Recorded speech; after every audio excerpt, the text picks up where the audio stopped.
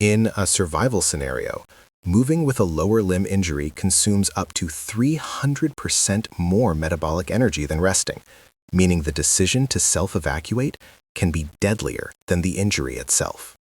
When a physiological system fails in the backcountry, you face a binary engineering problem.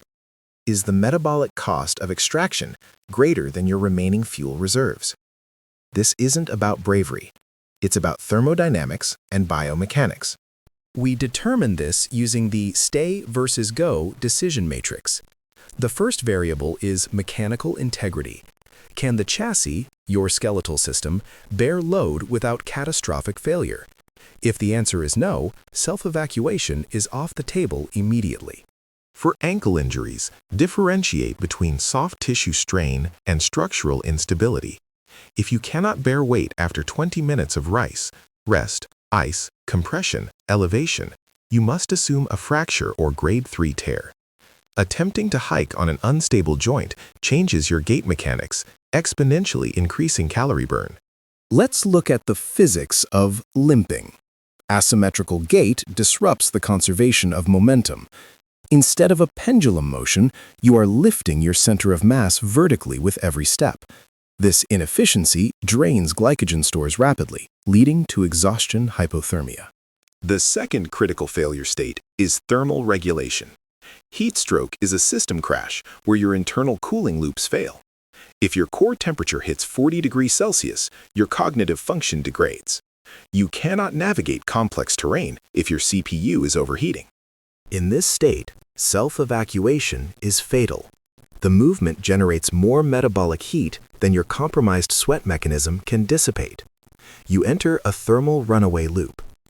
The only solution is immediate static cooling and hydration until homeostasis is restored.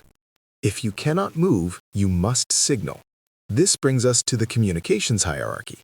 A personal locator beacon, PLB, is a brute force shout to satellites. 406 MHz signal, high power, but one way. You are requesting extraction without context. Compare this to satellite messengers like InReach. Two-way communication allows you to convey broken femur, open fracture versus lost, low food. This data allows search and rescue to prioritize assets, sending a helicopter instead of a ground team, saving hours of critical time. What if you have no tech? Your survival depends on the time to rescue variable defined before you left. If you didn't file a trip plan, the search area expands exponentially over time based on your theoretical max speed. The mathematics of a search grid are brutal. Without a known location, the search area, A, grows relative to the square of time, T, passed since your last check-in, multiplied by your potential velocity, V. Every hour you wait to signal or be missed, the haystack gets larger, while you, the needle, stay the same size. Therefore, the protocol is 1. Assess mechanical and thermal viability. 2. If compromised, anchor in place immediately. 3. Deploy shelter to preserve core temp. 4. Initiate signaling. Moving while compromised increases the search radius and depletes your survival duration. The best self-rescue isn't a crawl through the mud. It's the text message you sent 3 days ago, telling someone exactly where to look. In the wilderness, information is just as vital a resource as water.